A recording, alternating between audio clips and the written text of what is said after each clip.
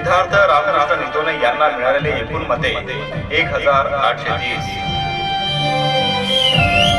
सिद्धार्थ रामकृष्ण नितोने हे 1030 मतांनी विजयी झाले आहे.